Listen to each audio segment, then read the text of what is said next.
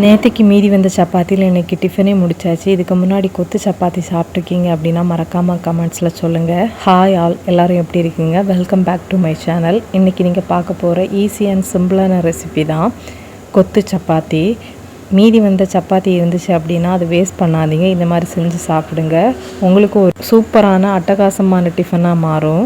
ஈஸியாக சிம்பிளாக 5 மினிட்ஸில் பண்ணக்கூடிய டிஃபன் தான். எப்படி அப்படின்னு பார்க்கலாம். அதுக்கு தேவையான இன்க்ரீடியன்ட்ஸ் என்னென்னு பார்த்தீங்கன்னா ரொம்ப சிம்பிள். ஆனியன், டொமேட்டோ, அப்புறம் கொஞ்சமாக மசாலா, 2 எக், இவ்வளோ இருந்தால் போதும். சூப்பராக பண்ணிடலாம்.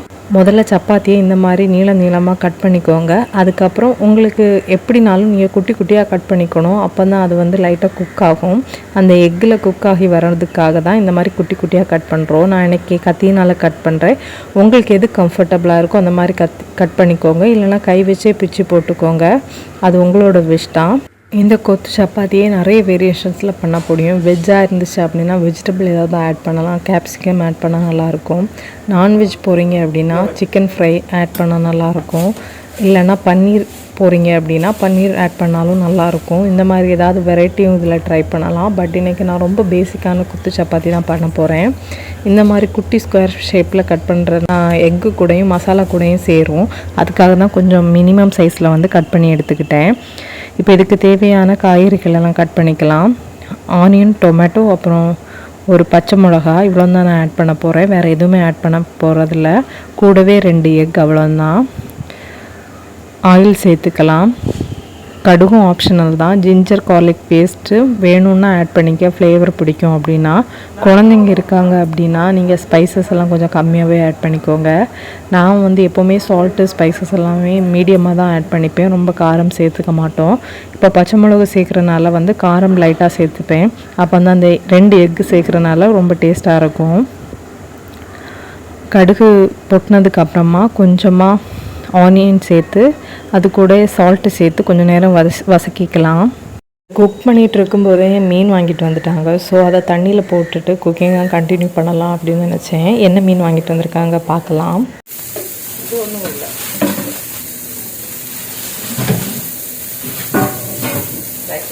முதல்ல மீனை க்ளீன் பண்ணி வைக்கலாம். ரெண்டாவது அடுத்த மீன் க்ளீன் பண்ணலாம்.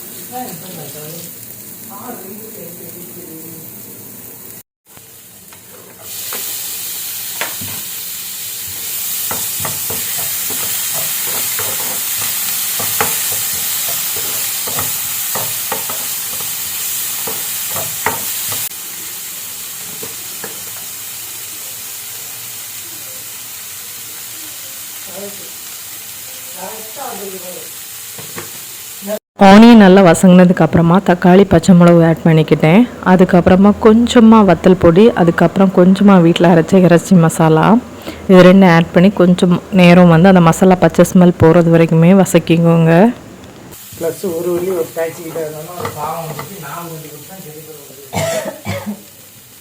நான் இன்றைக்கி 2 பேருக்கு பிளான் பண்ணனால 2 எக் ஆட் பண்ணிக்கிறேன். முதல்ல சப்பாத்தி ஆட் பண்ணிவிட்டு எக் ஆட் பண்ணாலும் ஓகே தான். இல்லைனா எக் ஆட் பண்ணிவிட்டு அதுக்கு மேலே சப்பாத்தி ஆட் பண்ணாலும் ஓகே தான். இது நேற்று நைட்டு வச்ச சப்பாத்தினால நான் லாஸ்ட்டாக ஆட் பண்ணிக்கிட்டேன். நீங்கள் ரொம்ப பழசாக இருக்குது அப்படின்னா இந்த எக்கு போடுறது முன்னாடி சப்பாத்தியை போட்டுட்டு உடனே அதுக்கு மேலே எக் அடித்து ஊற்றுங்க. இந்த எக்கு லைட்டாக இந்த மாதிரி இருக்கும்போதே சப்பாத்தியை ஆட் பண்ணிக்கணும். அப்போ தான் அந்த சப்பாத்தி அந்த எக்கு கூட சேரும்.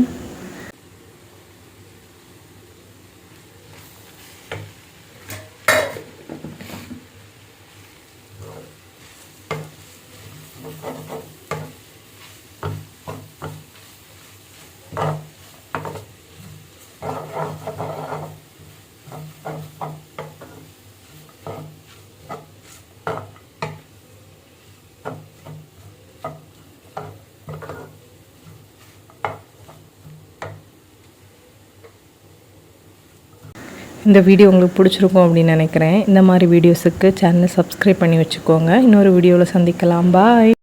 உப்பு எரிப்பு எல்லாமே கரெக்டாக இருந்துச்சு. எங்கள் 2 பேருக்குமே ரொம்ப பிடிச்சிருந்து.